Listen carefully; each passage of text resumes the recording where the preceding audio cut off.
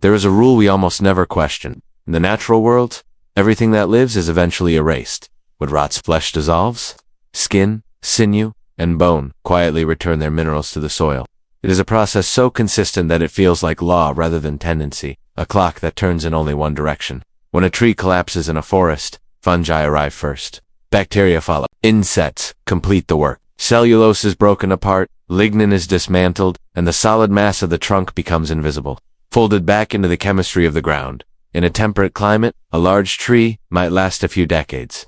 In the tropics, only a handful of years. The cycle is efficient, unsentimental, and almost universal. Almost, because when we look back at human history, we notice something strange. What survives from the deep past is not what people used most. It is not what they touched every day. It is what happened to resist decay. Stone blades, flint points, bone fragments, fired clay. These are the materials that endure, and so they dominate our museums and textbooks. They shape the story we tell ourselves about who our ancestors were. The past feels hard, angular, mineral. And from those hard remnants, we have drawn a smooth and confident line, a timeline. According to this line, humanity begins in scarcity. Small groups scrape by, focused entirely on survival. Art comes later. Symbolism comes later. Monumental ideas come much later.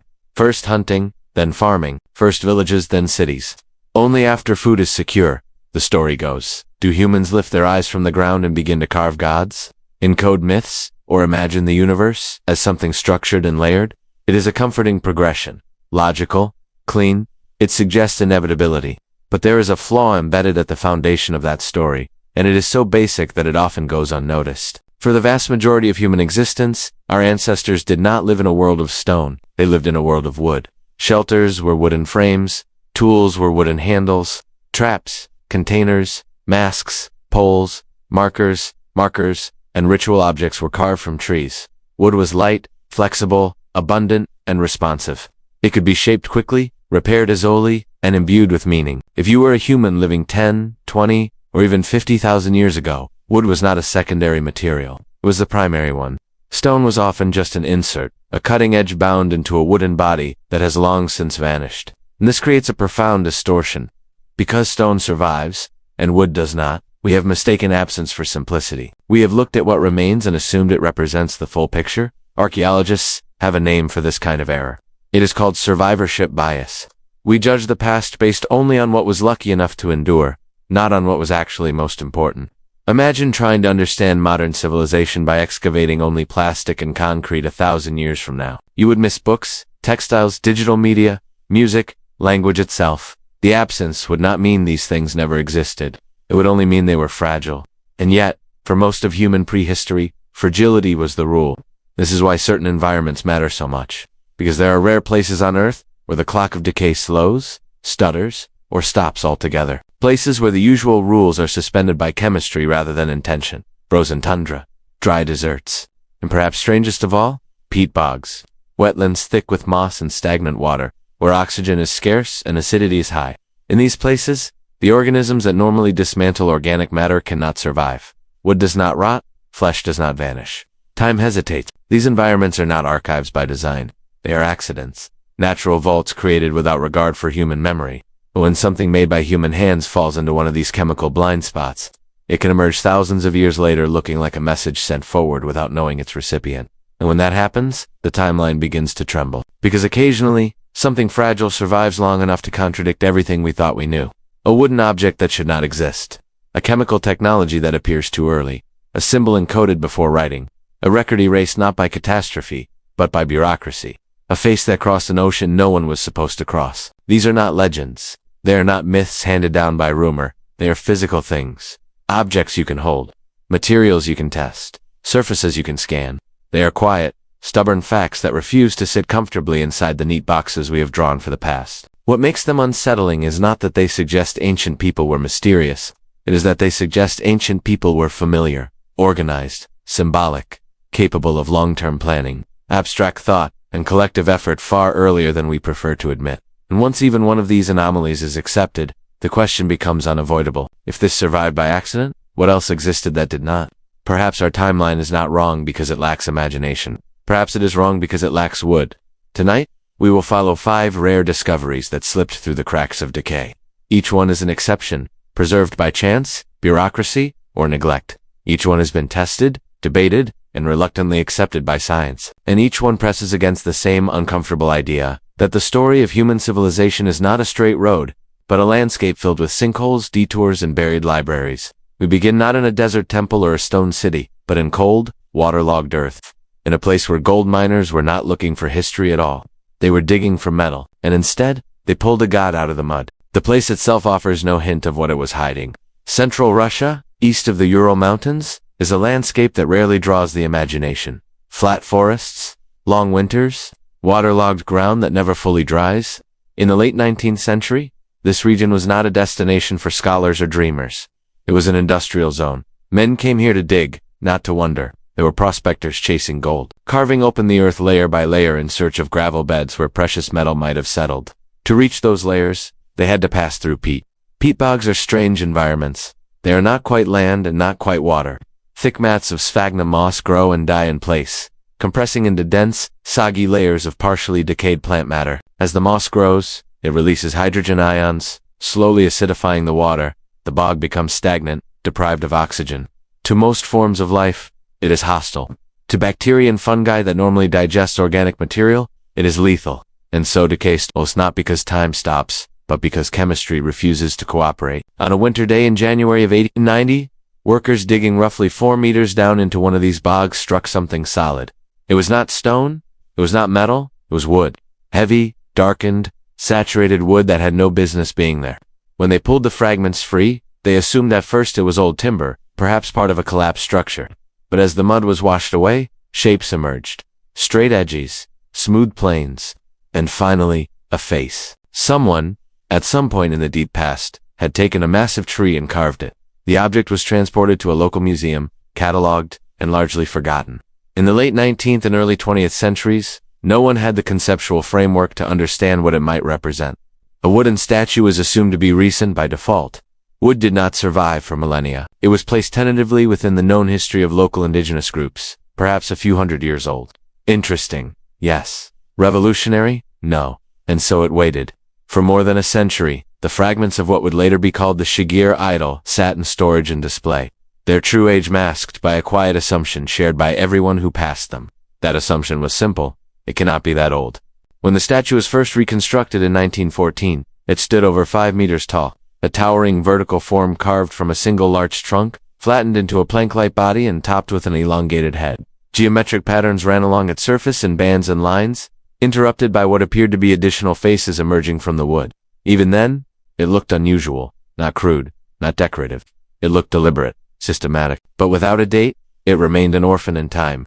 The shock came much later, when technology finally caught up to curiosity.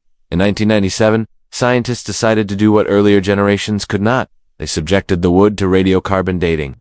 The method is straightforward in principle. Living organisms absorb carbon from the atmosphere, including a small amount of radioactive carbon-14. When the organism dies, it stops absorbing carbon, and the isotope begins to decay at a known rate. By measuring how much remains, scientists can estimate when the organism stopped living. The results did not fit the story. The initial tests returned an age of roughly 9,500 years. This placed the carving deep in the Mesolithic period, thousands of years before agriculture, pottery, or permanent settlements were supposed to exist in the region. The reaction was immediate skepticism. Critics argued that the sample must have been taken from the inner heartwood of the tree, which would be older than the outer layers. Perhaps the tree itself was ancient, but the carving could have been done much later. The debate stalled. The date was inconvenient, too early, too disruptive. It would take another 2 decades, and a more precise technique, to reopen the case. In 2018, a joint team of researchers applied accelerator mass spectrometry, or AMS. Unlike traditional radiocarbon dating, which measures radiation emissions, AMS counts individual carbon atoms. It allows for much smaller samples and far greater accuracy. Crucially, the team selected wood from the outermost growth rings of the tree, the part that would have been alive at the moment it was cut and carved. The number that came back was not smaller. It was larger, approximately 12,100 years old. To understand why this matters, you have to place it in context. This statue was carved at the very end of the last ice age. It predates the invention of agriculture in the region. It was created before writing, before metal tools, before cities. It is more than twice as old as the Great Pyramid of Giza. When Stonehenge was erected, This wooden figure was already ancient. When mammoths still wandered parts of Siberia, someone was shaping a god from a living tree. This was not a miniature object hastily made. The original monument stood taller than a two-story building. The large tree used was at least 150 years old when it was cut down. Its growth rings counted one by modern scientists. Selecting such a tree was not accidental. It required knowledge of the forest, planning, and coordinated labor. Felling it with stone tools alone would have taken time, skill, and collective effort. And then, there is the survival itself. Of all the wooden objects humanity has ever created, an estimated 99.9% have disappeared. They rotted, burned, or were recycled back into the ecosystem.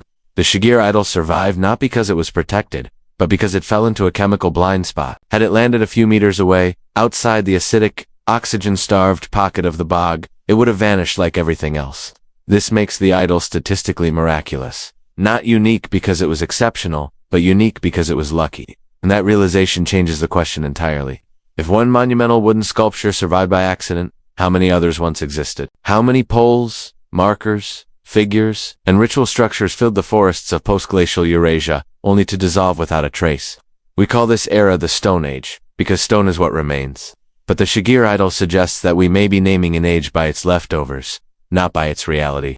The bog did not preserve a curiosity, it preserved a contradiction. A fragile object that refuses to fit inside the story we have told ourselves. A reminder that our timeline is built not on everything that existed, but on everything that endured. And now, standing upright again in a museum, this wooden figure asks a quiet question without words. If this survived, what didn't?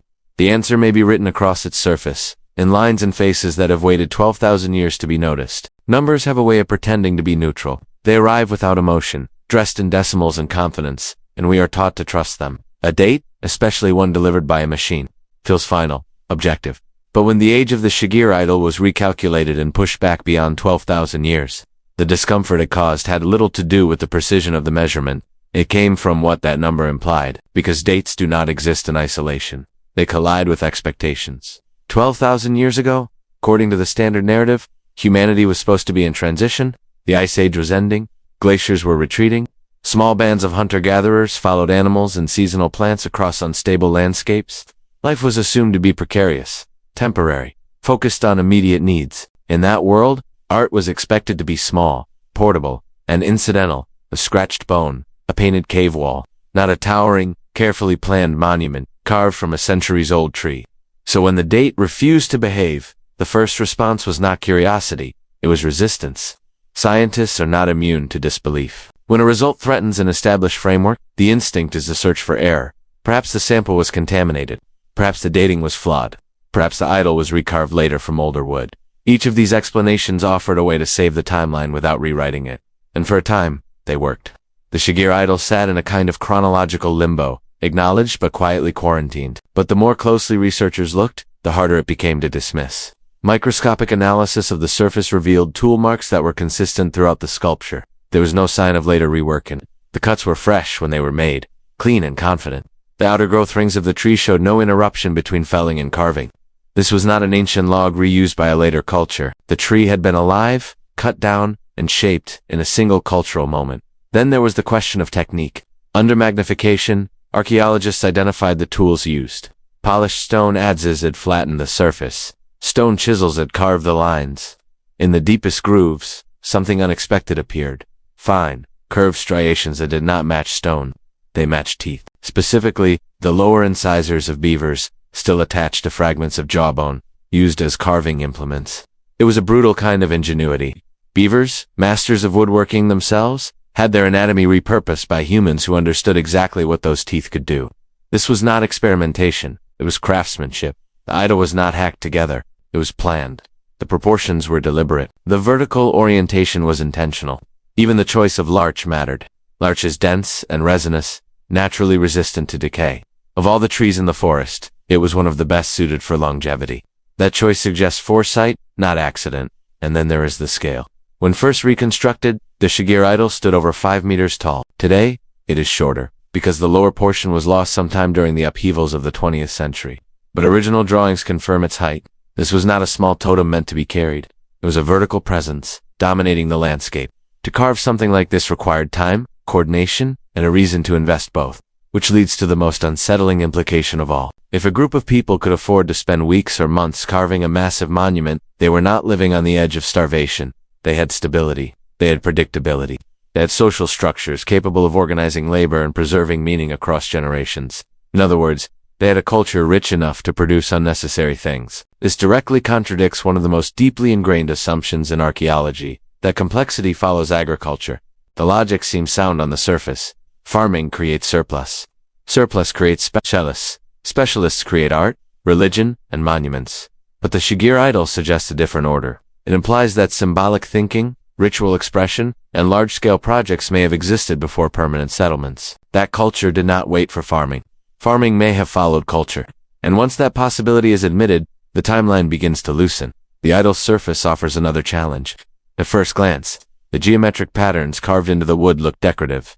Zigzags, straight lines, cross-hatching. But decoration is a modern category. In traditional societies, especially those dependent on oral transmission, patterns carry meaning. They are mnemonic devices, visual languages, ways of encoding information in a world without writing. As researchers studied the Shigir idol more closely, they noticed something else. The face at the top was not alone. As scanning technology improved, additional faces emerged from the grain of the wood. Some were obvious. Others were subtle, almost hidden, revealed only under certain lighting or angles. In total, at least 7 distinct faces were identified along the body of the statue. They were not randomly placed. The faces appear stacked vertically, arranged in a hierarchy, one at the top, others descending along the length of the body. This organization mirrors a worldview found in many ancient cultures: a layered universe, an upper realm, a middle world, a lower domain, sky, earth, and underworld. The idol may represent not a single deity, but a cosmological diagram carved into wood. If so, then the geometric lines are not ornamentation. They are connectors, boundaries, pathways, a visual grammar meant to be read, not merely seen. From top to bottom, the idol could function like a storyboard, a narrative sequence, encoding myth, ancestry, or law. We do not know how to read it because the cultural key is gone. What remains is the structure, and the structure is sophisticated. This is where the discomfort deepens. Because complexity like this does not emerge overnight. It implies a tradition, a lineage of ideas passed down, refined, and shared. The Shigir idol begins to look less like an anomaly and more like a survivor, one representative of a broader world of wooden monuments, now vanished. And suddenly, the question shifts again. The problem is no longer why this object exists. The problem is why we expected it not to. Perhaps the real error was assuming that early humans were waiting for civilization to begin. Perhaps civilization, in its symbolic and social sense, was already there quietly flourishing in forests of wood that left almost no trace. And if that is true, then the idol is not shouting across time. It is whispering. And the whisper says that the official timeline is not broken because it is wrong, but because it is incomplete. If the age of the Shigir idol unsettles the timeline, its surface quietly dismantles something even deeper. The assumption that early art was simple because early minds were simple. Standing before the statue, the first thing you notice is its restraint. There is no excess, no attempt at realism, no effort to imitate muscle, skin, or movement. What you see instead is reduction. Faces distilled into ovals and lines, bodies flattened into planes, patterns repeated with intention. This is not the language of improvisation, it is the language of abstraction. For a long time, archaeologists treated the markings on the idol as decoration. Zigzags to break monotony, lines to fill space. That interpretation was comfortable because it preserved the idea that meaning came later. But as researchers began to document the carvings in detail, comfort gave way to unease. The patterns were too consistent, too deliberate, and most importantly, too similar to symbolic systems found in much later cultures across northern Eurasia. Straight lines intersect at precise angles. Chevron shapes repeat in measured sequences. Cross-hatching appears in zones, not randomly scattered. These are not idle scratches. In oral societies, where memory must be externalized, visual repetition is a tool, a way to anchor stories and matter. Each shape becomes a cue, each sequence a reminder. And then there are the faces. At the top of the idol sits the dominant visage, elongated, hollow-eyed, the mouth open in a shape that could be shouting, singing, or breathing. It does not smile. It does not threaten. It simply confronts. For decades, this was assumed to be the only face. But with modern scanning techniques, more began to appear. Faces emerging from the body of the statue itself, embedded within the geometric patterns. Some are unmistakably human. Others hover on the edge of recognition, dissolving into lines unless you look from exactly the right angle. This is not accidental. Pareidolia explains why humans see faces in clouds, but it does not explain why faces appear only in specific, repeated positions on a single carved object. The Shigir idol does not invite projection. It controls it. It reveals and conceals with precision. The placement of these faces is especially telling. They are stacked vertically, one above another, as though arranged along an invisible axis. This verticality echoes a worldview found across many ancient cultures. The universe divided into layers. A realm above, inhabited by forces beyond human reach. A middle world, where people live and act. And a lower realm, hidden, dangerous, ancestral. The idol may function as a map of this structure, a cosmology made visible. If that is the case, then reading the idol would have been a process, not a glance, but a journey, from top to bottom, from origin to consequence, from sky to soil. The lines between faces may represent transitions, boundaries, laws governing movement between realms. This is not art meant to please the eye. It is art meant to be used. The realization carries a heavy implication. Abstract symbolic systems are often treated as hallmarks of advanced societies. They are associated with writing, mathematics, and formal religion. But here they are, carved into wood by people who left no cities behind. People we once described as marginal. The comparison that inevitably arises is with another site, thousands of kilometers away, yet almost the same age. Gogik. There are massive stone pillars carved with animals and symbols rise from the soil. Built by hunter-gatherers at the end of the Ice Age. No villagers, no fields, just monuments. The similarity is not in style, but in intent. In both cases, humans appear to have been driven by a sudden urge to externalize meaning on a monumental scale. This challenges the linear model of cultural evolution. The idea that art slowly becomes abstract over time does not hold up when confronted with objects like the Shigir idol. Here, abstraction arrives fully formed, confident, systematic, as if it had already been practiced for generations before being committed to wood. There is another interpretation, darker in tone. In many shamanistic traditions of Siberia, spirits are not gentle guides. They are volatile, dangerous, powerful entities that must be negotiated with, not worshipped blindly.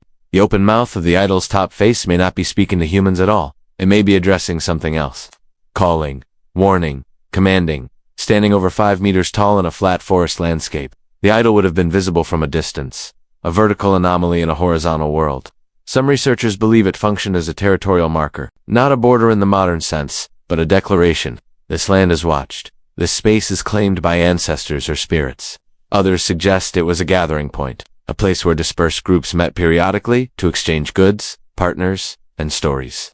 Without permanent settlements, such anchors would have been essential. The shape of the base supports this ambiguity. It appears tapered, not designed to be buried deeply like a fence post. It may have been propped up, stabilized, even moved. A mobile monument, something that could travel within a ritual landscape before finally being laid to rest. And that final placement raises yet another question. The idol did not end up in the bog by chance. Weathering patterns on the wood suggest it stood upright for decades before falling or being placed into the water. The upper sections show signs of exposure to air and rain. The lower sections do not. This implies a deliberate act. Either the monument collapsed naturally, or it was intentionally deposited. Across northern Europe, bogs were considered liminal spaces, thresholds between worlds. Places where offerings were made precisely because they were neither land nor water. Weapons, jewelry, even human bodies were given to these wetlands. The Shigir idol may have been no different. A god returned to the earth when its time was over. If so, then its survival is doubly ironic. An object meant to disappear was preserved. A message meant for the underworld was intercepted by chemistry. And now, stripped of its context, it forces us to confront a troubling idea, that much of early human spirituality did not vanish because it was primitive, but because it was biodegradable. That entire symbolic universes may have existed, flourished, and dissolved without leaving a trace. The Shigir idol is not important because it is unique. It is important because it probably wasn't. And as we leave the cold forests of Eurasia behind, carrying this realization with us, the ground beneath our assumptions continues to soften. Because far to the south, in a dry landscape where wood does not rot but fuel does, another civilization attempted to freeze meaning into matter, this time using fire. And the eyes they left behind are still watching. The transition is jarring. We leave behind cold forests and black water and arrive in a landscape where preservation comes not from stagnation, but from dryness. Central Jordan is sun-bleached and unforgiving, a place where organic material vanishes quickly unless sealed away. In the early 1980s, this was not a place people went looking for the origins of belief. It was a place engineers went to build a road. In 1983, bulldozers cutting through the outskirts of modern Amman exposed something that made construction stop immediately. Beneath the surface was a pit. Inside the pit were shapes that looked disturbingly human. Limbs, torsos, faces. At first glance, it resembled a mass grave. But when archaeologists arrived and began clearing the earth by hand, the truth was stranger. These were not Buddhas. They were statues. Nearly life-sized human figures lay carefully arranged underground, their pale surfaces contrasting sharply with the surrounding soil. They were rigid, expressionless, and eerily intact. Most unsettling of all were the eyes. Stark white faces stared upward, their pupils rendered in a deep, glossy black that seemed to absorb light rather than reflect it. These were the Ain Gazelle statues, and from the moment they were uncovered, they resisted easy classification. To understand why they should not exist, you have to understand what they are made of. The statues were formed from lime plaster, not mud, not clay. Lime plaster is a synthetic material. It does not occur naturally in a usable form. Creating it requires a complex chemical process known as the lime cycle. First, limestone must be quarried and crushed. Then it must be heated in a kiln to temperatures between 800 and 900 degrees Celsius. This intense heat drives off carbon dioxide, transforming the stone into quicklime, a highly reactive and caustic substance.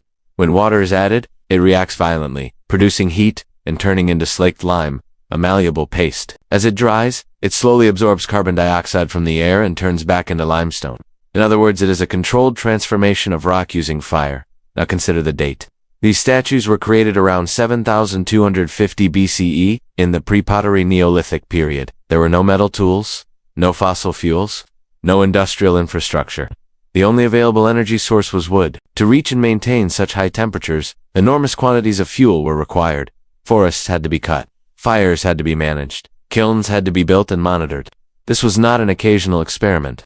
The scale of plaster used at Ain Gazelle indicates sustained, organized production. This was industrial chemistry, thousands of years before industry was supposed to exist. The statues themselves reveal further sophistication. They were not solid blocks of plaster. Inside each figure was an internal framework made from bundles of reeds and twine, tied together to form a skeletal core. The lime plaster was then applied over this armature. It is the same principle used in modern reinforced concrete, a flexible internal structure providing tensile strength. Encased in a rigid outer shell, the builders of Ain Gazelle understood materials intuitively, even if they did not describe them mathematically. Then there are the eyes.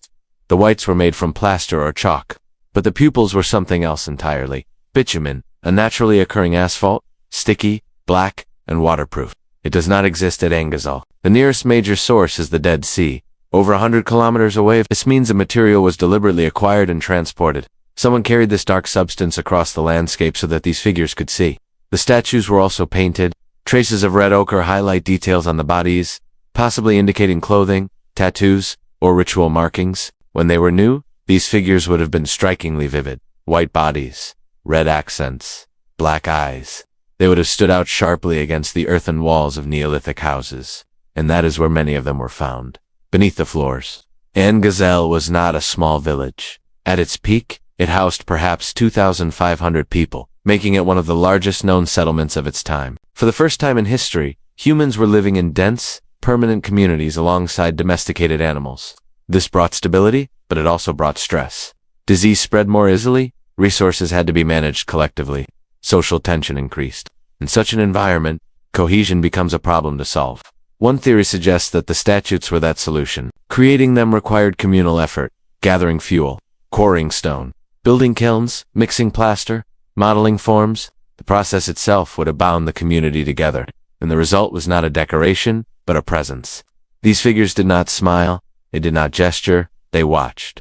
With wide, unblinking eyes, they occupied domestic space, embedded into the very architecture of daily life. The message would have been unmistakable. You are not alone. You are observed. But the most revealing detail comes not from how these statues were displayed, but from how they were treated when their time ended. They were not discarded, they were buried, or carefully. Archaeologists found them laid into pits beneath house floors, aligned deliberately, sometimes facing east or west. In some cases, the statues were intentionally broken before burial, not smashed in rage, but dismantled in a controlled way. This was not disposal, it was interment, a funeral. This behavior points to a belief system known as iconic realism. In such systems, an image is not a representation, it is an embodiment. The statue does not stand for an ancestor or spirit, it houses them. And if that is true, then you cannot throw it away when it becomes obsolete. You must deactivate it. You must return it to the earth with respect. Supporting this interpretation is another practice founded on Gazelle, the skull cult. Human skeletons were buried beneath floors with their heads removed. Later, the skulls were retrieved, coated in plaster, and given new faces. Cowrie shells were placed in the eye sockets. These plastered skulls were displayed, then eventually buried again. The face, it seems, was the seat of identity. Preserving it preserved the person. The statues may have been extensions of this practice. Super ancestors, collective identities. Some were even double-headed, two faces emerging from a single torso, sharing one internal framework.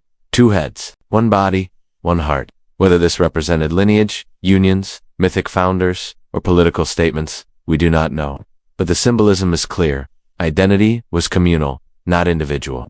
Eventually, the system collapsed. Producing lime plaster consumed vast amounts of wood. Environmental evidence suggests deforestation around Engazle intensified over time. As fuel became scarce, the quality of plaster declined. Later, floors are thinner, softer, mixed with marl rather than true lime. The technology regressed, the energy source failed, and the settlement was abandoned. The statues survived because they were hidden. Had they been left standing, they would have crumbled, eroded, or been destroyed by later generations. Instead, buried beneath the floors of ordinary houses, they became time capsules. The earth preserved what society could not sustain. Looking into their dark eyes today, it is difficult to escape the sense that we are being studied in return. These figures represent a moment when humanity reached for permanence using fire and chemistry, only to discover the cost. They are witnesses to an early experiment in civilization that burned too brightly, too fast. And as we leave them behind, sealed once more beneath layers of soil and time, we move toward a place where meaning was not buried at all, but carved directly into the landscape itself. Where the question is not whether humans shaped stone, but whether stone shaped humans back. What remains after the statues of Engazle are sealed beneath the floors is not silence, but heat. The kind of heat that changes landscapes. Forests thinned not by accident, but by intention. Hillsides stripped to feed kilns that burned day and night. When we talk about early civilizations, we often imagine harmony with nature, a gentle balance between humans and their environment. But the evidence here suggests something more complicated. The people of Engazle were not passive participants in their ecosystem. They were engineers, and they were consuming energy at a scale that pushed their world to its limits. Lime plaster does not forgive inefficiency. To raise crushed limestone to nearly 900 degrees Celsius using only wood requires extraordinary effort. Trees had to be cut, dried, transported, and burned in massive quantities. Fires had to be controlled, temperatures monitored by experience rather than instruments. Each statue, each gleaming white floor, represented days or weeks of collective labor and the irreversible loss of surrounding forests. This was not sustainable in the long term, and the archaeological record shows that clearly. As the settlement expanded, the demand for plaster increased. Houses were replastered repeatedly, floors polished to a smooth, reflective white that marked cleanliness and status. The more brilliant the surface, the more fuel had been consumed to create it. Over time, this aesthetic became an expectation rather than a luxury. And expectations are difficult to reverse. Environmental archaeologists studying pollen and charcoal deposits around Engazle have noted a steady decline in woodland species over centuries. The landscape was changing, not because of climate alone, but because of human appetite. The irony is sharp. The same technology that allowed the community to bind itself together may have quietly undermined the conditions that made that community possible. This pattern is uncomfortable because it feels familiar. We tend to think of collapse as something that happens to complex societies, to empires with bureaucracies and armies. But Engazle shows us that even early, intimate communities could overshoot their resources. The drive to build, to symbolize, to externalize belief through material means came with a cost that was not immediately visible. When the forests receded, fuel became scarce. When fuel became scarce, plaster production declined. And when the central ritual technology failed, the social glue weakened. The later layers of the site tell this story without words. Floors become thinner. The plaster is mixed with marl, a naturally lime-rich mud that requires less firing but produces inferior results. The statues disappear. The craftsmanship fades. What was once an intense burst of creativity becomes a memory, then an absence. People begin to leave. The megasite contracts and eventually dissolves. What is striking is how little trace this collapse leaves in narrative history. There are no chronicles of failure, no lamentations carved into stone. It's just a sudden end to a tradition that had once consumed enormous energy. Humanity would not attempt freestanding human statues of this scale again for nearly 3,000 years, until the rise of civilizations in Mesopotamia and Egypt. This raises a troubling question. How many times has human progress surged forward, only to retreat? How many technologies have been invented, refined, and then forgotten because the conditions that supported them vanished? We tend to imagine history as a ladder. Each run climbed remains behind us, safely secured. But the evidence from Engazl suggests something closer to a tide. Advances come in waves, crest, and then recede, leaving little more than debris on the shore. The statues, buried with care, seem to acknowledge this impermanence. By placing them beneath the floors, the people of Engazl were not only honoring their ancestors or deactivating powerful images, they were embedding memory into the foundation of daily life. Even as the community unraveled, its symbols remained beneath its feet, unseen but present. The earth became a vault, holding on to what society itself could no longer maintain. And so, when archaeologists uncovered these figures millennia later, they were not discovering the beginning of a tradition. They were discovering its end. The lesson carried by Engazl is not one of mystery alone, but of fragility. Complexity does not guarantee permanence. Ingenuity does not ensure survival. A society can be brilliant, organized, and deeply symbolic, and still exhaust the very resources that sustain it. In that sense, the statues feel less like relics of a distant past, and more like mirrors. As we turn away from this early experiment in fire and chemistry, we move to a place where human hands may not have shaped every surface. A place where the line between intention and interpretation becomes dangerously thin. High above the world, where air thins and rock dominates, faces appear that may never have been carved at all. And yet, they watch us just the same. The air changes first. Breathing becomes deliberate, measured. Each step carries weight, not because the ground is steep, but because the sky feels farther away. At nearly 4,000 meters above sea level, the Marahusi Plateau in Peru does not invite lingering. The sun is harsh, shadows are sharp. Sound travels strangely, carried by wind that seems to come from nowhere in particular. This is not a place that feels accidental. Scattered across this volcanic highland are stone formations that provoke an almost immediate reaction. You do not need to be told what to look for. Faces emerge on their own. A brow ridge here, a nose there. A mouth defined by shadow rather than chisel. From one angle, the rock is inert. From another, it is unmistakably human. Some formations resemble animals. Others suggest helmets, altars, or seated figures. The most famous of them all is often called the Monument to Humanity, a towering cliff face that, when viewed from the correct position, resolves into a profile so clear it feels intentional. And that is the problem, because geology is capable of astonishing things. Volcanic rock, especially tough and ignimbrite, forms from explosive eruptions that scatter ash and debris across vast areas. As this material cools, it contracts and cracks, creating joints and fractures. Over millions of years, wind, rain, and cycles of freezing and thawing exploit these weaknesses. Softer sections erode faster than harder ones. The process, known as differential erosion, can sculpt pillars, arches, and hoodoos that appear almost designed. Entire landscapes, like Cappadocia in Turkey or Bryce Canyon in the United States, exist as proof. Geologists looking at Marahusi see this process at work. They argue that the faces are illusions, a product of pareidolia. The human brain is exquisitely tuned to recognize faces. It does so even when the data is incomplete. A few aligned shadows are often enough. Move a few meters to the side, and the illusion collapses. Change the angle of the sun, and the expression disappears. From this perspective, Marahusi is not an archaeological site at all. It is a psychological one. But there is a complication. Marahusi is not an empty wilderness. Archaeological surveys have identified stone huts, terraces, burial towers known as chulpas, and cave tombs across the plateau. The site was occupied intermittently between roughly 800 CE and the arrival of the Inca in the 5th century. People lived here. They farmed the slopes below. They buried their dead in the surrounding rock. They interacted with this landscape daily. And in Andean cultures, rocks were never just rocks. Throughout the Andes, natural stone formations were revered as huacas, living entities imbued with spirit and agency. The Inca and their predecessors did not always carve stone from scratch.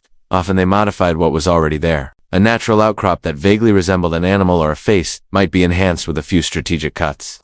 Not enough to dominate the rock, but enough to awaken what was believed to be sleeping within it. This practice blurs the line between nature and intention. Supporters of the idea that Marahusi was shaped by human hands point to the density of recognizable forms. Faces appear again and again within a relatively small area, clustered near known habitation zones. Statistically, this concentration feels unlikely. They also point to lighting. Many of the most convincing faces appear only at certain times of day, when shadows align perfectly. To skeptics, this is evidence against artificiality. To proponents, it is evidence of sophistication. A sculpture designed to be revealed by the sun rather than by chisels. If that sounds speculative, it is. But it is not without precedent. Solar alignment is a well-documented feature of ancient architecture worldwide. Stonehenge, Machu Picchu, Abu Simbel, light has always been a tool. Then there is the sound. Visitors to Marhusi often describe the wind as musical. As it passes through narrow gaps and across irregular surfaces, it produces tones that shift with direction and intensity. Some researchers have suggested the plateau functions as a natural acoustic chamber, a place where sound behaves differently, amplified or distorted by stone. In ritual contexts, such effects matter. Sound alters perception. It reinforces presence. This sensory, layering, visual ambiguity, acoustic strangeness, altitude-induced disorientation creates an environment primed for meaning. Whether or not humans carved the faces, they certainly noticed them, and they chose to live among them. In the mid-20th century, one man took this ambiguity much further. Daniel Russo, a Peruvian explorer and philosopher, spent years on the plateau documenting the formations. He believed they were not natural at all, but the remnants of an ancient global civilization he called the Mazma culture. According to Russo, these beings understood that human history unfolded in cycles of catastrophe, floods, climate shifts, solar events. No destruction was inevitable. They carved messages into mountains materials that would outlast everything else. Mainstream archaeology rejects this theory. There is no material evidence to support a lost global civilization shaping Marhusi in deep prehistory. But Russo's ideas persist not because they are proven, but because they resonate with a deeper unease. The fear that knowledge can be lost, that warnings can be ignored, that the earth itself might be the only reliable archive. Strip away the speculation, and what remains is still unsettling. Marhusi occupies a liminal space between geology and mythology. It is a place where intention cannot be easily ruled out, and coincidence cannot be easily accepted. The rocks may not have been carved into faces, but they were almost certainly treated as if they were faces. As presences, as watchers embedded in the land. In shamanistic worldviews, such ambiguity is not a flaw. It is the point. Spirits do not announce themselves clearly. They hover at the edge of recognition. A rock does not need to look exactly like a god to be one. It only needs to suggest it strongly enough. And so Marhusi resists classification. If the formations are natural, then nature has produced a gallery of archetypes by accident. If they are artificial, then humans once attempted something on a scale so large that time has nearly erased their fingerprints. Either way, the plateau forces us to confront the limits of certainty. Not everything meaningful leaves tool marks. As we descend from these thinner heights, carrying that uncertainty with us, we move into a very different kind of mystery. One where meaning did not erode over millennia, but vanished almost instantly. Not carved in stone, not buried in earth, but erased by ink, orders, and silence. A disappearance not of faces, but of people. Thousands of them. The mystery shifts abruptly in tone. There is no ambiguity of shadow here, no argument about erosion or perception. This story begins with paperwork, with lists, with numbers written carefully in ink by a civilization obsessed with order. Ancient Rome did not rule by myth alone. It ruled by administration. Every soldier was counted. Every ration recorded. Every unit tracked across the empire like pieces on a board. Which is precisely why the disappearance of the 9th Legion is so unsettling. A Roman legion was not a loose collection of fighters. It was a machine. At full strength, it consisted of roughly 5,000 heavy infantry, supported by cavalry, engineers, medics, servants, and slaves. In total, 6,000 to 7,000 people moved together as a single institutional body. They built roads and forts as they advanced. They left inscriptions, stamped tiles, and supply records behind them like breadcrumbs. To lose a legion was to lose a small city. And yet, sometime in the early 2nd century AD, one of Rome's most distinguished units simply fades out of the record. The 9th Legion, known as Legio X Hispania, had a long and documented history. Formed in the late Roman Republic, it fought under Julius Caesar in Gaul. It earned its honorific Hispania through campaigns in Spain. By the year AD 43, it was part of the invasion force that conquered Britain under Emperor Claudius. For decades, it served as Rome's northern hammer, stationed at Ebra Camudan de York on the edge of a hostile frontier. Then the documents stopped. By around AD 120, inscriptions mentioning the 9th Legion cease. No triumphs, no disaster reports, no official obituary. In a system that prided itself on record-keeping, this silence is deafening. The popular explanation, fueled by novels and films, is dramatic and simple, but the 9th marched north, into what is now Scotland, into the misty territory of the Picts, and was annihilated. A massacre in the fog. The loss, so traumatic, prompted Emperor Hadrian to order the construction of a massive wall across Britain in AD 122, physically separating Roman territory from the unknown beyond. It is a compelling story. It feels right. Empires fall through hubris. Legions vanish in wild lands. But there is a problem. Rome remembered its defeats. When 3 legions were destroyed in the Teutoburg forest a century earlier, the shock reverberated for generations. Roman historians wrote about it endlessly. Emperors wept. Standards were mourned like fallen gods. If 5,000 elite soldiers had been wiped out in Britain, it would have been recorded, obsessively. But there is nothing, no lament, no cautionary tale, no heroic last stand, just absence. Then, in the Netherlands, archaeologists uncovered something small and devastating to the massacre narrative. At a Roman fort in Nijmegen they found roof tiles stamped with the mark of the 9th Legion. Stratigraphic analysis dated these tiles to a period after AD 120. In other words, at least part of the legion was alive and working on. The continent after was supposed to have died in Scotland. The timeline fractured. If the 9th was still stamping bricks in the Low Countries, it could not have been annihilated in Britain years earlier. This forced historians to consider less romantic explanations. Perhaps the legion was transferred out of Britain entirely. Rome was stretched thin at the time, fighting brutal conflicts in Judea and along the eastern frontier. Eunuchs were often redeployed, split, reinforced, or merged. A legion worn down by attrition might simply disappear into bureaucracy. Its name retired, its remaining soldiers reassigned. No catastrophe required. There is also a darker possibility. Roman military discipline was ruthless. If a unit mutinied, fled from battle, or failed disgracefully, it could be punished by decimation, executing 1 in 10 men, then disbanded. Such shame was not commemorated. It was erased. Names were struck from lists. Eagles melted down. History, in this case, would not record loss. It would enforce forgetting.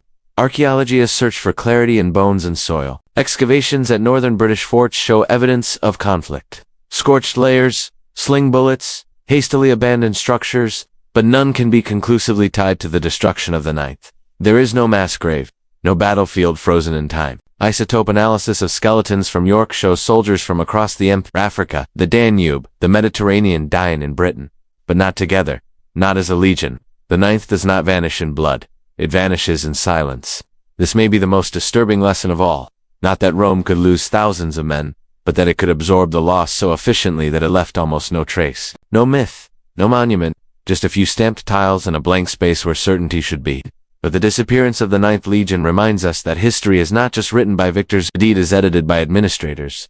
Events that do not serve the narrative of power can be minimized, reframed, or quietly removed. What survives is not always what mattered most, but what was allowed to remain. And as we turn away from the damp frontiers of Britain, we carry that realization with us. Because the final object in our journey presents a different kind of impossibility. Not erased by decay, not hidden by bureaucracy, but misplaced. An object found exactly where it should never have been, waiting patiently in the dark for someone to notice that the oceans, like paper records, were never as sealed as we imagined. The scale collapses suddenly. After gods carved from trees, cities of plaster, mountains that resemble faces, and the disappearance of thousands of soldiers, the final anomaly fits in the palm of a hand. It is small, unassuming, and easy to overlook.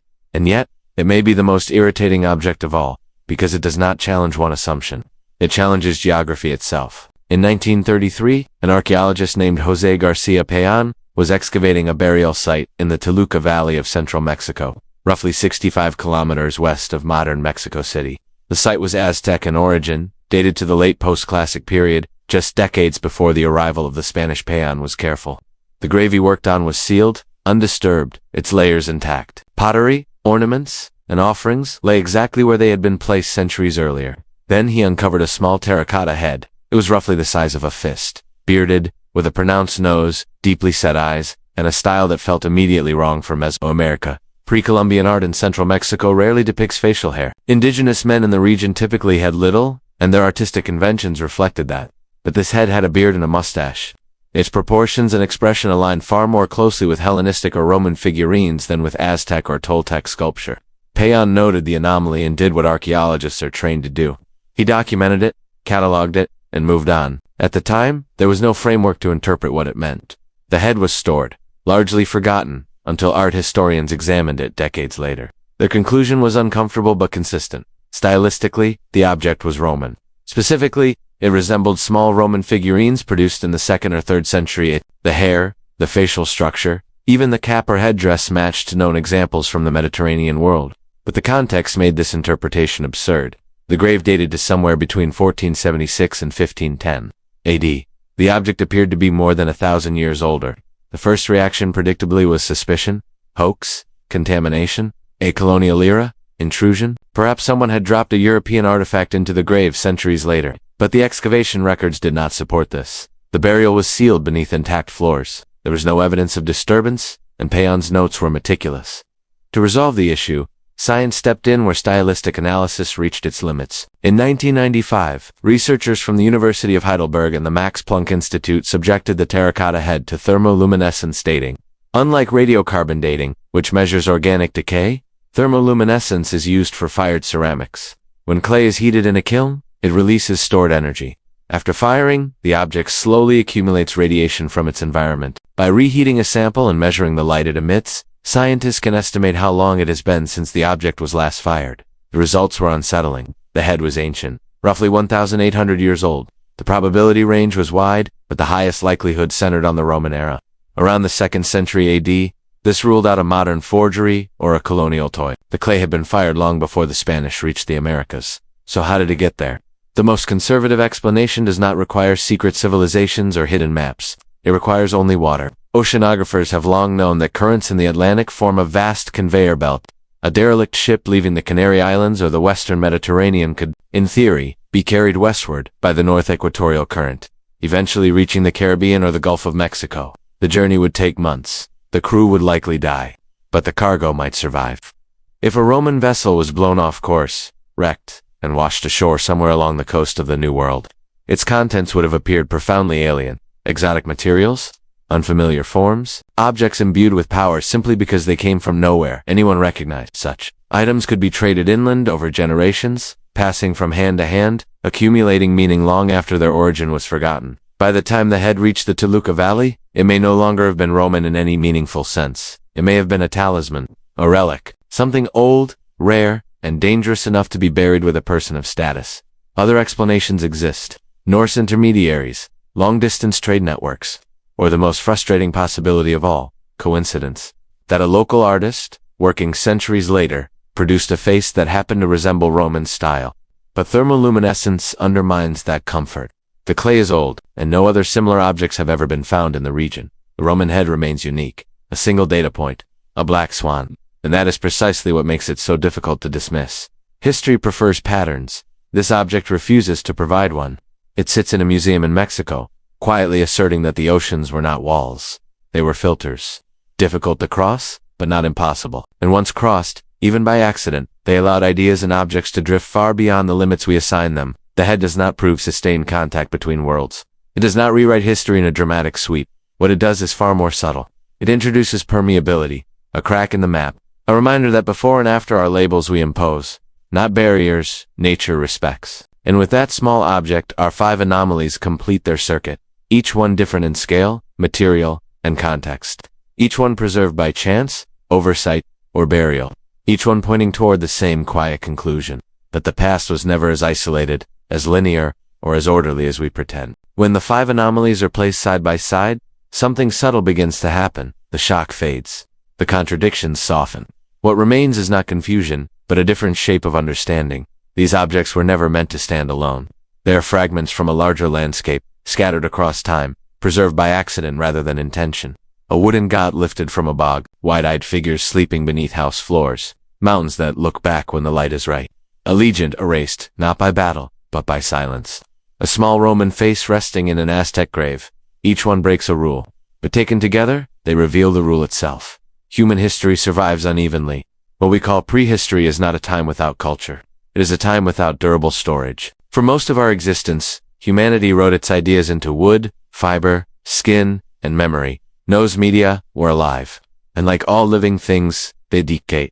What remains to us is a biased archive, a collection shaped less by importance than by chemistry. Stone survives, so we build stories from stone. Wood vanishes, so we assume it never mattered. The Shigeya idol exposes that illusion directly. A single log, preserved by acidic water and lack of oxygen, outlives entire civilizations. If it had fallen a few meters away, we would still believe that Ice Age humans lacked monumental imagination. The Ido does not tell us they were exceptional. It tells us they were normal and that their normal world is gone. Anne Gazelle carries the same message in a different form. There humanity briefly mastered fire and chemistry, binding belief into plaster and gaze into bitumen eyes. It was not ignorance that ended the experiment, but success. The technology worked too well. It consumed the forests that fed it. Progress did not fail because it was primitive. It failed because it was unsustainable. Marahussi reminds us that meaning does not always announce itself with clean edges. Sometimes it hides in ambiguity. Whether the faces on the plateau were carved or merely recognized matters less than the fact that people lived among them as if they mattered. For ancient minds, the landscape itself was alive. Rocks did not need to be shaped to be sacred. They only needed to be noticed. The Ninth Legion shows us the opposite problem. Too much structure, too much bureaucracy. When systems become large enough, loss can be absorbed without story. 5,000 men disappear, and the empire continues. No myth, no marker, just silence.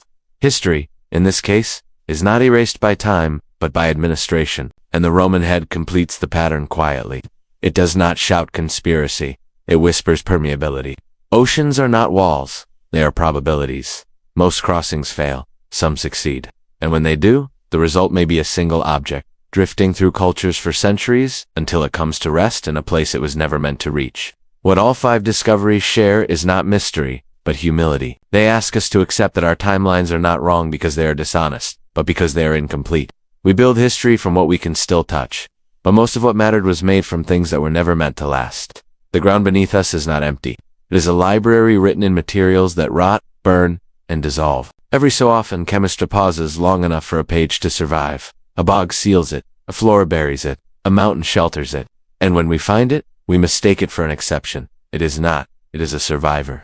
As the dust settles on these 5 stories, there is no need to force a conclusion.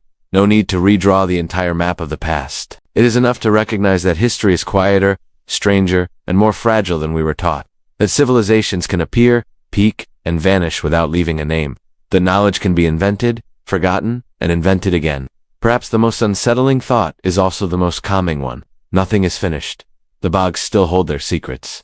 The deserts still bury their watchers. The mountains still wait for the light to hit them just right. And somewhere beneath our feet, another object is resting in the dark. Preserved by chance, waiting for a future that does not yet know it needs the past. For now, it sleeps. And so can we.